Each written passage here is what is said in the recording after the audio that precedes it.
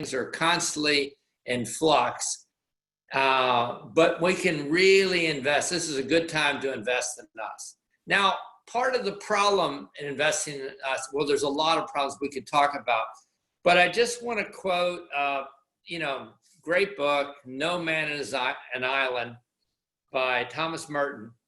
And I feel like, in a funny way, part of why we have not taken the inner journey as seriously as we should is we've spent so much of our time playing to the wrong audiences, playing to all the cultural influences to try to be pleasers. So here's how Thomas Merton comes at it in No Man is an Island. He says this, and my illusions about myself are bred by contagion from the illusions of other men. We all seek to imitate one another's imagined greatness. Now think about that. We all seek to imitate one another's imagined greatness. So we project onto others, what we believe. It's almost that line, never compare your insides with someone else's outside. And we do that all the time, and we come up short. So what we're doing today in Path North is, again, saying the best version of you is the authentic version, the broken version, the version with lots of questions, with lots of doubts. We invite that into the conversation. So today we have a wonderful friend. He's an honorary partner of Path North. And what are honorary partners? We have some really interesting people that are great business leaders, finance leaders, and all in Path North.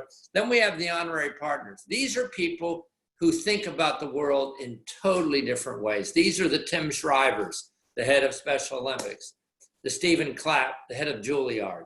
This is Bob Ballard, who found the Titanic. These are people that get us to look at the world through a very different lens. And Raz is one of those people who's going to take us today on an authentic journey, tell us a lot about how we should think about how we view ourselves. So let me turn it over to Seth, because I gave a big shout out in my book to the Hoffman process. I tell my class, and I've probably told a lot of you, that it's so important to understand the story you were born into, because that's going to be the invisible driver for everything in your life. How you view success, how you raise kids, how you view disappointment and failure, anger issues, all these things are born of a story. And Hoffman does the serious work, the excavation of that pathology.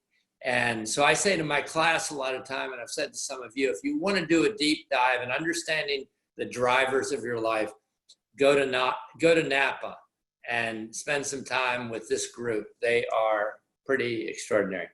So I want, so in Rethinking Success, in that chapter on we're all born into someone else's story, which Peter Buffett told me one time about himself, I cited a little bit about, the Hoffman process. So you might read a paragraph before that for some context, and then read it. So Raz thought it'd be good for you to hear how we're connected there. Thanks. Okay. So an excerpt from everyone's new favorite book, Rethinking Success, by J. Douglas Holliday. Many have said next to the Bible, this is the most important book that's ever been. I haven't heard that one yet, Doug. I like that. So we're all facing life issues. Let's share openly and benefit from that sense of community connectedness. The atmosphere in the workplace will noticeably change. Coworkers will realize they aren't the only ones struggling. And although the specific issues might vary, most stories contain painful aspects, and that pain can be an avenue for empathy. Authentic sharing enables true community, usually based on our weaknesses rather than our strengths. So where might we go to understand more deeply the importance of our underlying narratives? Professional resources are available, from psychotherapists to workshops to more intensive programs. Based in the Napa Valley, the Hoffman process is one such intensive program. It typically requires many hours of prep time, answering questions about your family life, and early influences before you arrive for the intense 7-day program. But the result is a life-changing time of reflection, bringing new insights and helping you become more healthy and productive. Good. So Raz, welcome. Really appreciate you taking a little time with us today. And so just to give you a few minutes, maybe 3 or 4 minutes to give us a context for your life. Why do you care about these things? Why has this been your life journey Freud talks about the riddle of life. You have been about the riddle of story and how to understand that and how that affects our everyday life. Why do you care about these things? So the first answer is I'm not sure. Why do many of us care fully about what we do? But over time, I've learned that I care about it because there was a lot of suffering in my family of origin that I didn't understand, and that was kept hidden. Just to say it in the briefest way, my mother is from a family of 9 kids, my father from a family of 7. My mother's older brother was killed in the war. Her older sister, who was really her surrogate mother, died in childbirth. Her father was a wife-beating man, an alcoholic. And then her first husband was killed in the Battle of the Bulge.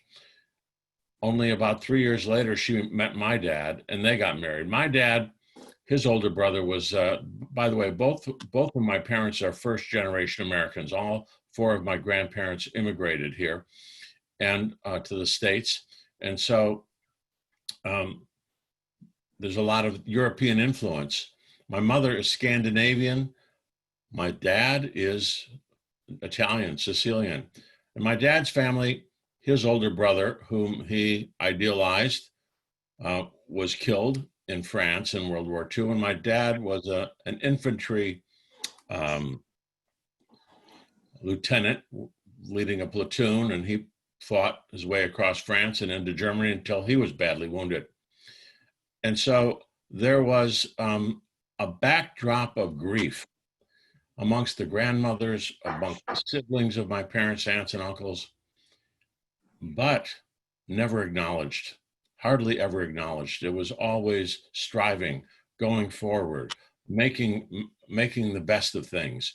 And the only person that I really found had authentic grieving and spirituality was my Italian grandmother.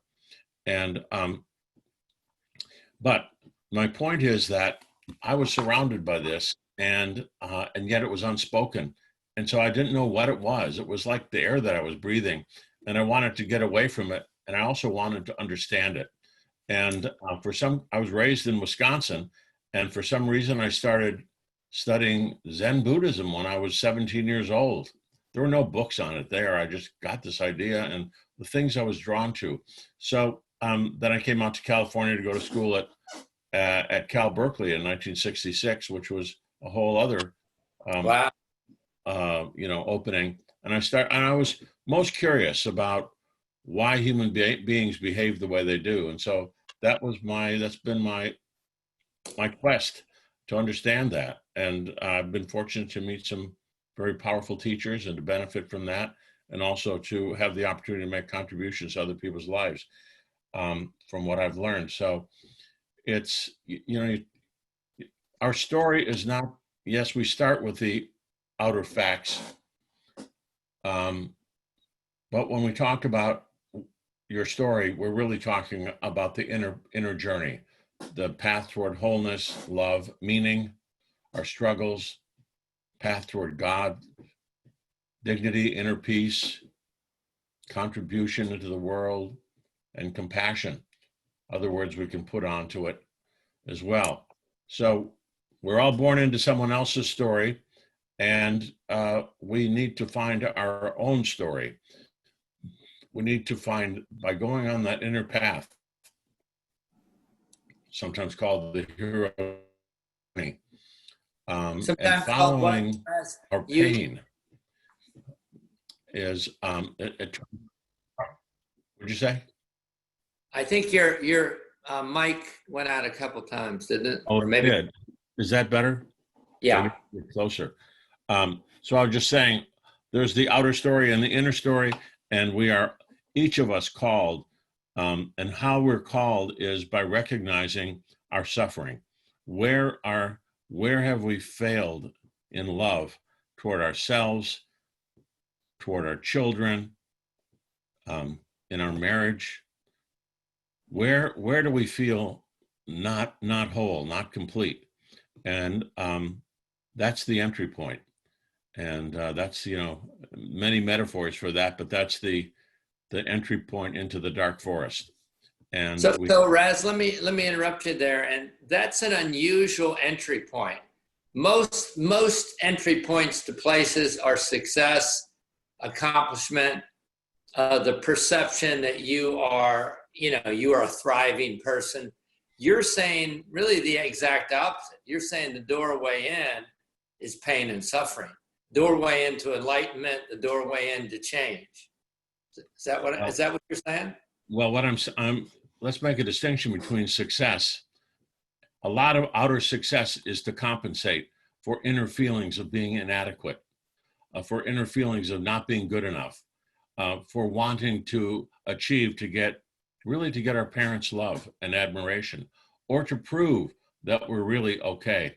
I'll never forget, I worked with a man maybe about 15 years ago, and this guy he owned the entire company. It was a $600 million a year company. He had more money than you can believe. His marriage was successful. His kids were great. And I said, "Why are you here? You've got everything?" And he said, "Yeah, but inside I feel like a fraud and a failure." And he told me about being raised in the Deep South, and how his parents were unbelievably bigoted, and he hated that. And so he escaped from it. But he said, when the lights go out at night, that's who I think I am. I think that I'm an unworthy person, a bigoted person. And he said, I don't live that way, but I'm trying to compensate for what I really feel inside. And so, through our work, he discovered his goodness, but his entry point, not obvious to anyone else but himself. And we all run up against these things. I mean, we have, So let me just mention that, the Buddha has this massive enlightenment 2,500 years ago, and, he has to kick back for a while and try to figure out what it all meant. And he came to the conclusion that if this could happen for him, it could happen for other people. How do I teach it? He started developing a teaching. And the first of the Four Noble Truths was life is suffering. And so once we accept that, then it's not suffering anymore. Our suffering has a different meaning. And it doesn't mean that bad things don't happen, but they're on our journey, and there's a nobility in it, a dignity in it. And it's a pathway into your heart and into compassion. So it's a spiritual journey. So Raz, I know you all don't talk about it, but you've had tens of thousands of people that have gone through there. And I saw recently where Katy Perry and her fiance or whatever it is said, the work you do saved their life. I think that's what she said. Also, this is because these are public, but I'm sure for every one, there's 25 others, very visible people. Billy Bush, after the Access Hollywood meltdown, I know he spent time with you all because he talked about it. Why do people who have had these colossal falls, who are in the public eye, find a safe place to do the work that maybe they should have done way before, but their success kind of mask it? Why does Hoffman provide such an atmosphere for them? Well, people, we don't do any advertising, and yet except in the time of COVID right now, we are always filled to capacity, and we're growing. We grow about 10% a year, and it's always on personal referrals. And so people find that something amazing happened for them, and they refer others. I have, it's no secret that things happen to us in childhood, and we don't get over those things. The story we're born into is our parents' story, and we need to find our own story. And in the United States, the parent story invariably is about success and about becoming great. And the people who have achieved some of the real, the greatest achievers in our world find that that's just not enough. They get there and it's that old story of, is that all there is? Because inside they feel hollow, no matter how much adoration they have. And of course, we've all had these feelings of failure in our marriage. I'll tell you a brief story about myself. My dad was, he was a loving guy, but looking back, I can also see I was raised by a father who had PTSD, and my mother did too. And he covered it over with a military officer's affect.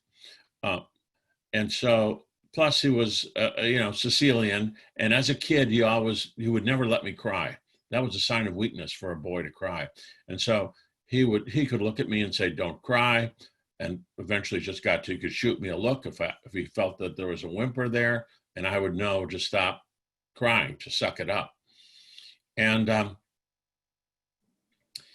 so about a year, and this is the way I was raising my son, who was 4 years old when I did the Hoffman process a long time ago, 31 years ago. But so I did all this inner work on myself, and about a year after I completed Hoffman, we were going to Sunday night, we were going to some friend's house for a barbecue in the summer, and our son was this little tiny kid, 5 years old, and he was kind of a skinny little guy at the time, and I put him into the car seat, and we were running a little bit late. And so we all got in the car, and my wife was next to me, and our kids were in the back seat in their car seats. And he started really protesting. He didn't want to go to this. Nobody asked him, and he was screaming about it, and he was yelling about it. And I wanted to turn around and look him in the eye and tell him to stop crying. But I knew if I did that, I'd have to turn my head to the right and I'd end up yelling in my wife's ear. And I knew how that would not be an enhancement in our relationship. So I kept resisting it. And then I had the bright idea, well, I just won't do anything. I'll wait and see how she handles it. I'll learn from her. She doesn't do anything about it. Finally, after about 2 blocks, I'm coming to a stop sign, and I realize I'm going to turn around to stop. I'm an adult here, and I don't like this. So I'm just getting ready to turn over there, to turn my head, and I literally hear in my ear, in my left ear, I hear my father's voice, "Stop crying." And it was shocking for me to hear that. And I was just coming to a stop, and I noticed my hands were kind of trembling as I stopped. That's me. I took a deep breath, and I turned to our son and I said, "Mikey, I'm sorry, we didn't ask you. We should have asked you about this. And we're on our way. Is it okay if we go to Jim and Cheryl's house, or do you want to go back?" And he said, "Well, it's okay, we can go." Completely calmed down. And so I was glad I didn't pass. I corrected something that had been passed on to me. Well, then it's now about a year and a half later, and my mother had a massive heart attack, and she was lingering in the hospital. And this was in Wisconsin, and I would fly back once a week for a couple of days, and because she was staying alive, and she only had about 12 or 14% of her heart working. But anyway, long story short, it's the probably about my fourth visit there, third or fourth visit. And I was going to fly back to California the next morning. I was out in the parking lot of the hospital with my dad. I was in the passenger seat of his car, and I was crying. And he was quiet, and he said, "I guess you know you're never going to see your mother alive again." And I said, "Yeah." And I continued crying for, a minute or two, and then there's this long pause. And he's at that point 73 years old. And he said, "I don't know how to cry. Can you teach me how to cry?" Wow. And right. He knew she was dying too, and he did not know how to handle it. So I taught him how to cry. And after that, she did pass in a few days. And, over the next month or so, he and I would talk every day or maybe every other day. He never failed to tell me, "Well, I cried twice yesterday," or "I cried this morning." And, they'd been married 45 years. It was very sad for him, extremely sad, but he moved through it. He moved through the grief cycle brilliantly, and came out a better person than I'd ever known him to be. So, and lived another 20 years.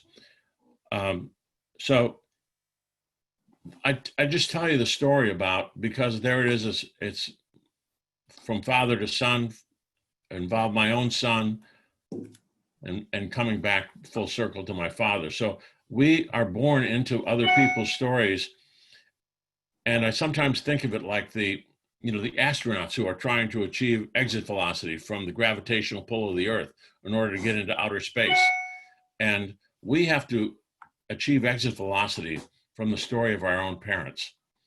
Otherwise, we're just going to orbit around them forever and ever. They're going to orbit around the ghosts of our parents. And so, and when you become yourself, of course, that old story, you find yourself at home again with, and comfortable with your parents. So we all have introjected our parents. That's where our basic sense of self developed. It's lost and hidden to us.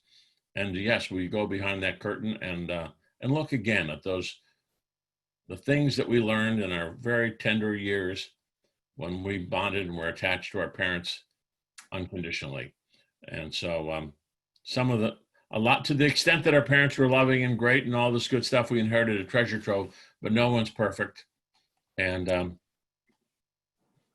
I can see the age of people on this call. I think many of us have probably struggled in our marriages and saw the degree to which we tried to recreate or did recreate the marriages that our parents had and how unsatisfying that was. So, or with our children or with our sense of ourselves. So that's where that's the territory we go into. Excuse me. Yeah. Raz, let me ask you this.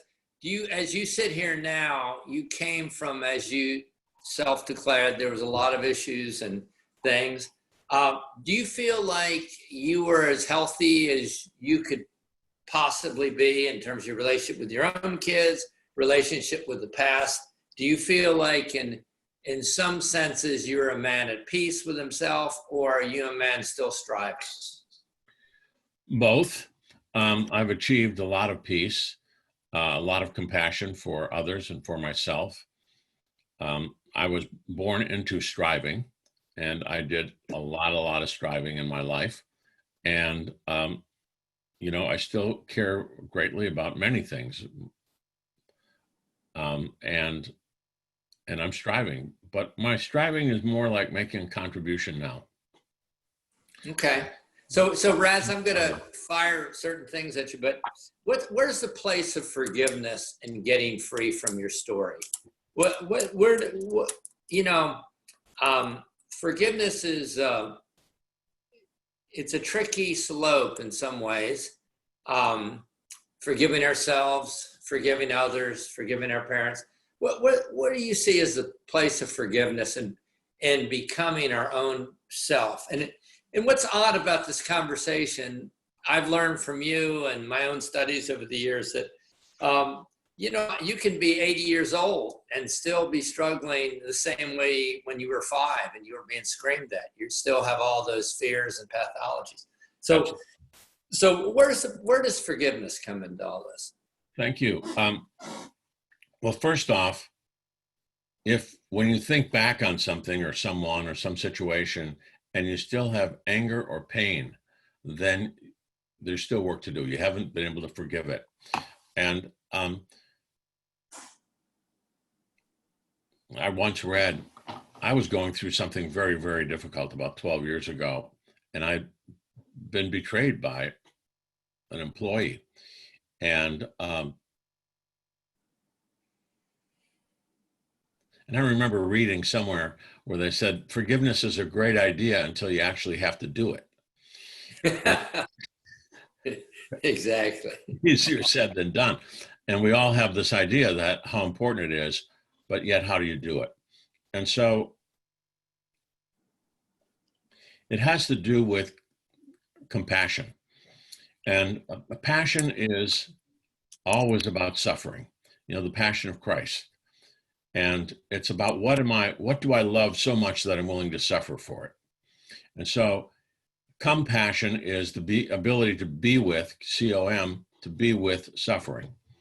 And when we can be with suffering, let's start with the suffering of another person, not to feel pity for them or merely sympathy or empathy, but actually to be willing to experience it exactly how it is for them.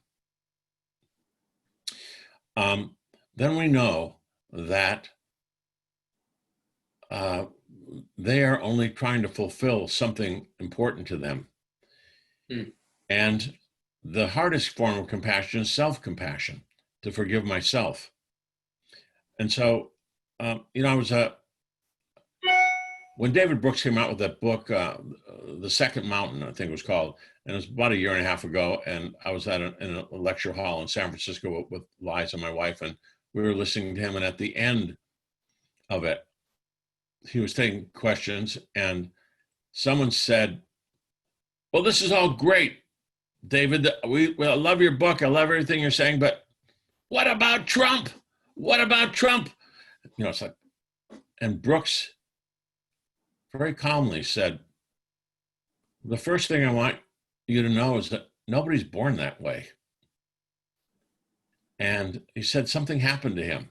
So you see, immediately Brooks is going toward compassion for the child he was, compassion for what happened with him and his relationship with his father and how he was shaped and formed there. And then he said, I've watched him a lot, and he said, as far as I can tell, he's a man who cannot receive love or give love. And he said he lives in a world where love doesn't exist. So imagine what your life would be like if love didn't exist for you. Now, I'm not saying he's right about Trump, but his response was to find compassion rather than anger. And David Brooks was at peace with that. And I swear, a quietude settled in that room.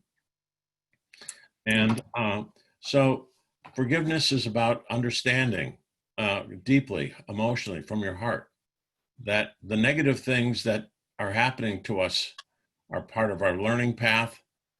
It's part of our path toward wholeness, love, dignity, resilience, compassion. And are you learning? What are you learning on this path?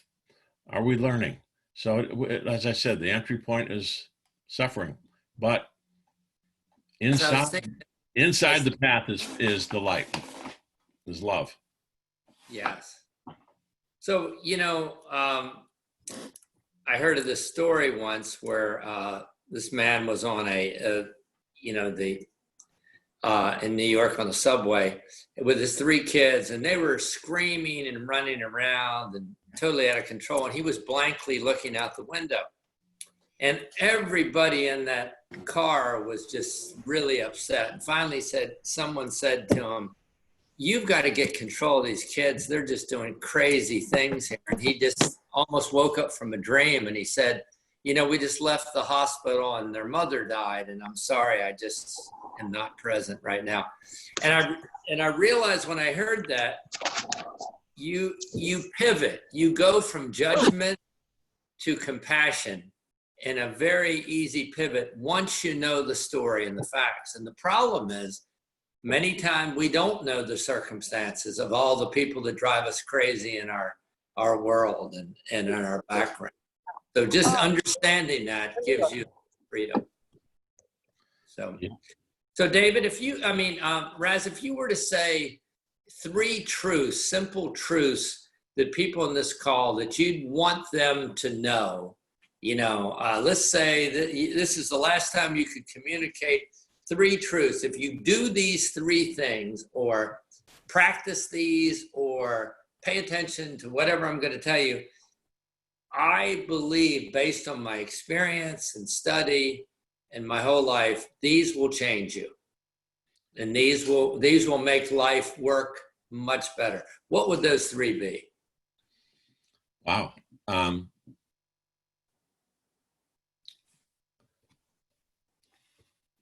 We have to,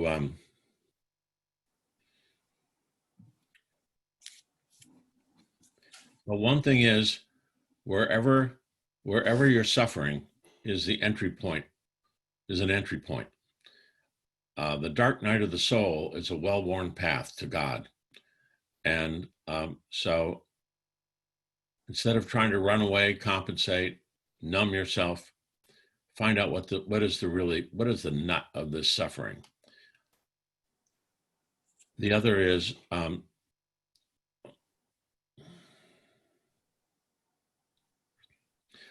to know that you are loved, that you belong here, that you were born in love, that you were created in love, and that love is the fundamental nature of reality. And you can move back to it. You can find it.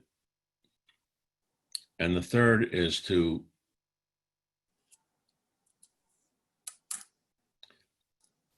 third thing would be patience. And I'll say third or fourth thing would be, every day has many small joys in it. Pay attention to the small joys of life. They're here for you to give you hope and give you faith along your path. Could be something simple, or smile of a child, a bird landing in front of you, sitting in nature.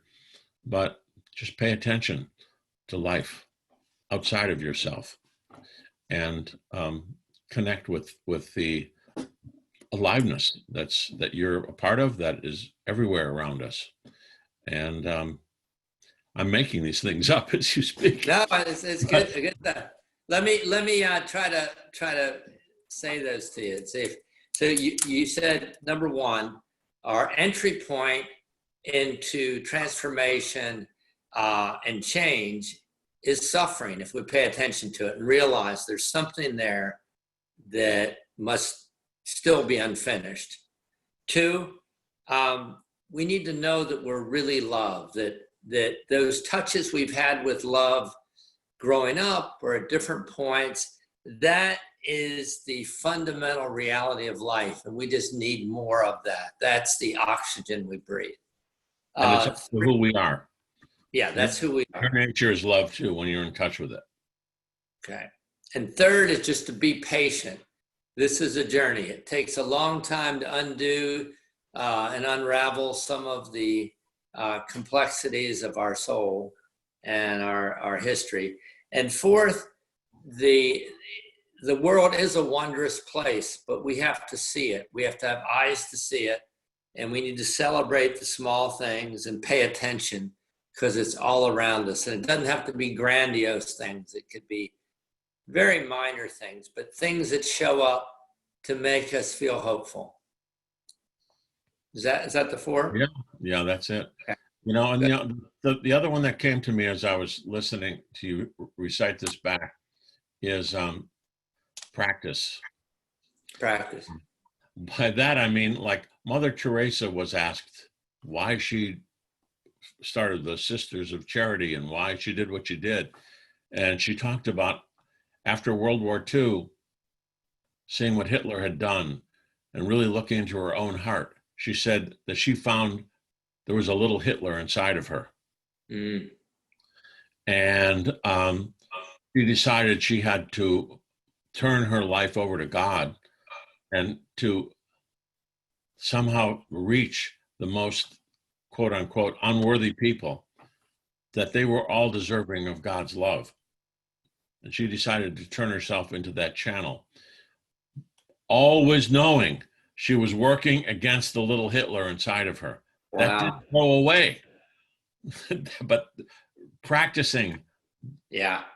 did go through. And we know from her letters years after she died that she did not experience God's voice for 20 years.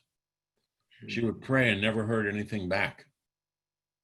You know, Raz, when I was on the White House staff, she came to the White House and I had the privilege of hosting her. So she came back to my office. And this is interesting what you're saying, because I say to her, I didn't know what to say to her. So I sit there and said, so you're Mother Teresa. Okay. So I said, what is it like to be Mother Teresa? I said to her. And she said, and I have this in the book, she said, I know that I'm capable of any wrongdoing, any evil in the world. So it's interesting that she had said what she said about the little Hitler, because she was so aware of the nature of humanity is to do some evil things, and we're all capable of it. Yeah. So that's that humility of knowing. Yeah. That There, but by the grace of God, go I. So what do we want to remember Raz for? When you're long gone and 75 years from now, and you know people wander by your graveside and say, "Who was this guy, Raz? What would you like to be able to whisper in their ear and tell them you were about?" I haven't quite figured that out yet. What came to mind was a man I studied with back in the 70s and spent a lot of time with, Bucky Fuller. And for those of a certain age, you probably know who Bucky Fuller is or was. The human genome, right? Didn't he create some? He created the geodesic dome. He created lots of things, but mostly it was a philosophy about about human beings on Earth through design. And on his headstone, it just says, "Just call me Trim Tab." And Bucky Fuller talked. That was his little epigraph, I guess you would call it. He said that when you try to turn a huge ship in the ocean, you have to turn the rudder, but the rudder is like about 4 stories tall, and it takes tremendous energy. So there are little trim tabs that they can push out, and the trim tabs go out, and then the water going past the trim tab on the rudder pushes the rudder. And so he said it's possible for each of us, adhering to our own integrity, to be a trim tab, and we don't really know the effect we're having on other people. I have done my best to make available a teaching where people can, in the context of this Western, the Western mind, they don't have to go to the Eastern mind. You can just be right here in the context of the Western mind, Judeo-Christian mindset, psychotherapeutic mindset, all the things we have, and discover yourself. And we have a path into yourself. So I don't really know what I'll be remembered for, but I hope I have a legacy of healing behind me, wholeness. A legacy of wholeness and healing. Yeah, That's great. Well, what you and others have created at Hoffman is a place where that is more the norm than the exception. People come there expecting to be transformed, and it delivers on its promise. So let me do this, Raz. If it's okay with you, let me open it up for some comments or questions. And I want to, Brad, if I could call upon you first. Brad's a serial entrepreneur, but he's running a company now, and you guys should meet, that does a lot of online counseling, and it's really, very important and effective for so many. But Brad, any comment or question you would have? Raz, I'd be really interested. Many of the folks on this call have children, many adult children, but I would expect in all the work that you do, there's probably a lot of comments, and you referenced it, about parents and the impact that parents have on their children. And so is there any advice you could give us as parents in terms of what we should say or not say to our kids? And I'll even put it in the context of what we're going through right now in particular. I think the most important contribution we make to our children is to do our own healing. And so instead of trying to advise them or guide them, we heal our own heart. Find out where your own heart is wounded, and really start inquiring into that, and find a spiritual practice also that allows you to have that inquiry. Religion is, at the heart of every religion is a spiritual awakening. And then, of course, religion gets handled through human beings, mostly men, as it has turned out. And so it gets turned into belief structures. And the beliefs are not the real thing. So I would encourage you to find something that opens your heart, and where you can serve, where you can be a model. And it's not to throw whatever material success you have away. I don't mean that at all. But just be a model for them. Let them see something in you. Let them see your vulnerability. And yeah, when kids are encouraged and inspired when they see their parents change, and it gives them permission to evolve. Boy, that's a simple but profound truth, that the best thing we can do for our children is to become as whole as we can possibly be. Okay, another question. Who has a question or a comment they'd like to make? I have a question. Say your name. I don't. Catherine Tadji. Hey, Roz, Catherine. Roz, I have a question. You said something that I've never heard before. You said that we need to walk in the suffering of someone. It's not empathy, it's not compassion, but it's really being in the suffering with someone else. Could you talk a little more about that, and how does one do that? Yeah, what I was saying is that that's what compassion really is to walk compassion with suffering, to enter into the suffering of another, rather than, having sympathy is feeling sorry for their circumstance, but still not feeling it. Having pity is really outside, I'm above it, looking down. Empathy is unavoidable, but I think of compassion as an adult emotion, because it really requires you to seek and find the quiet inner place within you and within yourself, and then you start with the imagination of it, but moving into the real suffering of another person. Now, what happens in the normal course of events, someone else's pain triggers my pain. Like I was talking earlier, my little boy was crying, and when he was 5, and what was being triggered inside of me was my dad told me not to cry, and so I couldn't tolerate it. I was going nuts. And then I heard my dad in my ear, because I've been doing my own work now. And suddenly I heard him in my ear, and I started trembling. And I, in that moment, decided, okay, enough of this. I'm not passing this on. And I listened to him.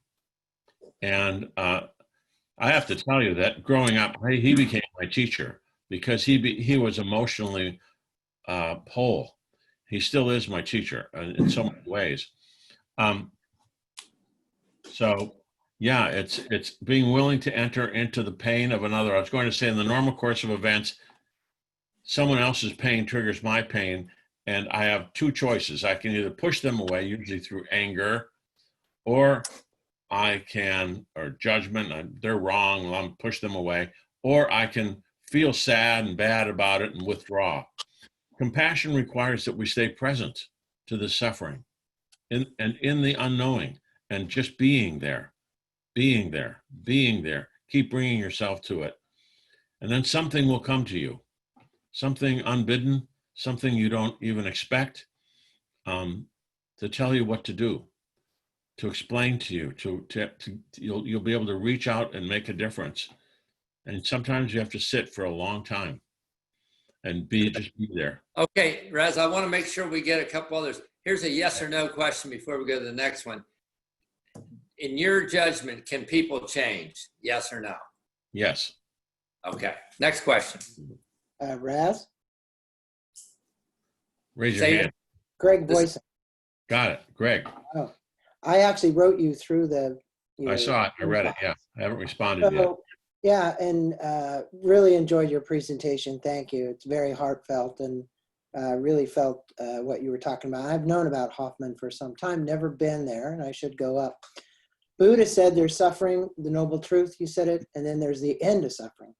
Right. So what do you find happening at Hoffman Institute that emotionally shifts people to either lessen that suffering or end that suffering that's happening to them mentally, emotionally, physically, and spiritually? And first off, Greg, thank you. And I want to acknowledge that the change, the transformation happens on all four levels. It happens emotionally, intellectually, spiritually, and physically. So we literally feel it and experience it multidimensionally. We are multidimensional beings. Every, if we go back to the Buddha, he called these things attachments. What are we attached to? What we're attached to is love. So I loved my father. I loved him totally. I had no choice. I loved him like a dog loves, a master. That's the way we are with our parents. And my dad could be rigid and he could be unfeeling. And so in my attempt to be like my dad and my attempt to be like a man, to become a man, I was taking on that unfeelingness, that hardness, and it brought me suffering. We in Hoffman have a term we call negative love, the negative love syndrome, where we take on the opposite of, in our need for love, we take on its opposite in emulating our parents. And so going inside of that, I had the choice to release it, to release my attachment to anger and coldness and to open my heart. And then that was the end of that suffering. Good. Compassion. Okay, next question. I know we're getting near the end here, but I want to see if there's one or two. I have a question, Adam here. Hi, Raz. Thank you for doing this. There you are. Okay. Yeah. A couple years ago, you and I had an opportunity to, by chance, sit together in Albuquerque. It was after, I think, Richard Rohr's conference. Right. And I'm listening to you today, and I really feel like, and I'm in the relationship business, so I've spoken with a lot of people in my life. I think you're the single best conversationalist I've ever spent time with. And is that like a talent that you hone, or is that a skill you're just born with? Your ability to listen, to chime in, to react, you probably take it for granted because it's just who you are, but it's a really rare skill to be a tremendous conversationalist. Have you ever identified that as one of your skills, or is it just who you are? I'm curious about people. I want to know how life shows up for them. And I like to listen closely to people. I know that. And I find people totally fascinating. Thanks, Raz. Okay, one more question before we wrap this up.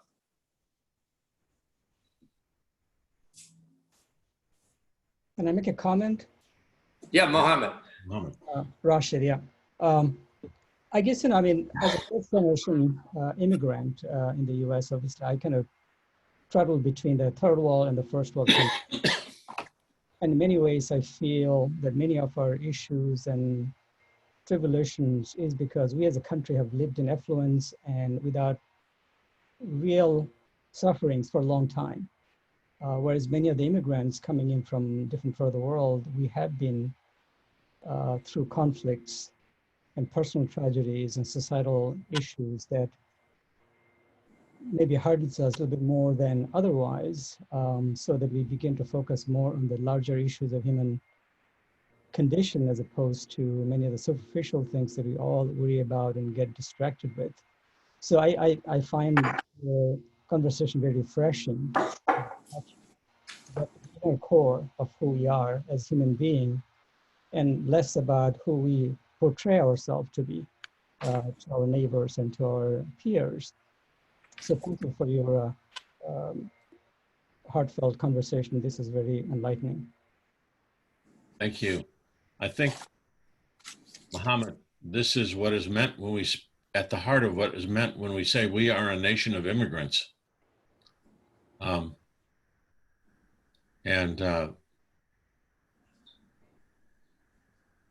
remember a few years ago, I was talking to the Vice Chancellor at the University of California, Berkeley, and he said to me that something like 70% of all their admissions, and that's they have a very rigorous admission standards, he said, have at least one foreign-born parent. And these values of striving and moving forward and being, and yet also staying in your heart are really important. Thank you. Thank you. So Raz, thank you for a wonderful, I feel like we've been at a dinner party just ruminating in your brain and heart. And we really appreciate your candor. And you have a lot more. Your story's still unfolding, but thank you for sharing it with us today. And I personally appreciate your friendship, and I appreciate what you all do at Hoffman to create a context for transformation for many. So thank you so much for that. You're welcome. Lasting change is possible, and the pathway is well worn. So you don't have to worry. There's a way to do it.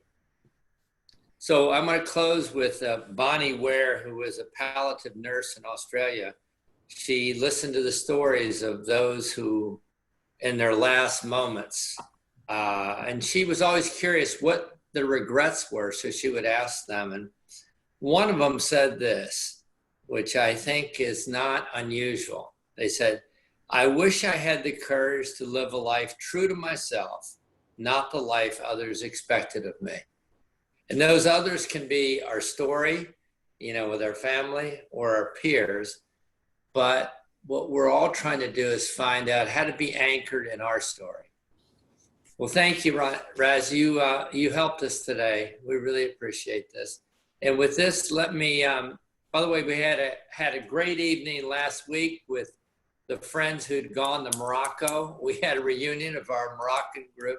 And we've been having these reunions weekly on all of our international trips, which have been transformational for us. And we hope to be able to do that again. But in the meantime, we are reimagining Path North more and more. We're going to have master classes coming up where you're going to have a chance to spend time with somebody so special and unusual with a limited number of people. And we're going to get that cranked up in a couple of weeks. Thank you again, Raz. Let me turn it to Seth to tell us about anything that's coming up we need to be aware of. Thank you. Doug. Thank you very much. Thank you, Raz. So next week, we'll have our weekly Wednesday community call. Believe it or not, it's our 20th. It's the end of month 5 of Path North quarantine. Wow, during the quarantine calls. So be on the lookout. We're going to be sending out a survey tomorrow just to get your thoughts as we're kind of shaping and forming the next 6 months and beyond. And we're trying to decide what we're doing. So please be on the lookout for that survey. We'd love to hear your thoughts, from everything from what reunion should we be doing in the future, what other type of programming, lots of really great information. So let me add a PS while we have one more second. I think Rick Stevenson's on the call. Is that right, Rick? Rick, are you still here? On there. Okay. So Dr. Rick Stevenson, we were at Oxford Doug. together, and Rick did his doctorate in arms control and became a filmmaker, and has done a lot of great films, but has taken on certain projects that relate to story, the story particularly of children all over the world. And some of you have heard him in Path North. We have persuaded Rick to do something with Path North. And I wanted to have him tell you what he's going to be doing, but I wanted to just give it a setup on this.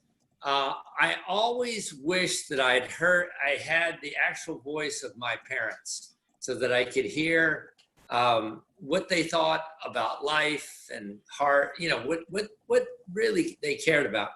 So I actually, on little cassette tapes in the 80s, recorded my grandmother for about 15 hours. I've kind of lost those. I hope they reappear someday, but hopefully they'll still work. But it was an attempt to connect, because I said it's one thing to know what they said and felt, but another thing to actually hear their voices.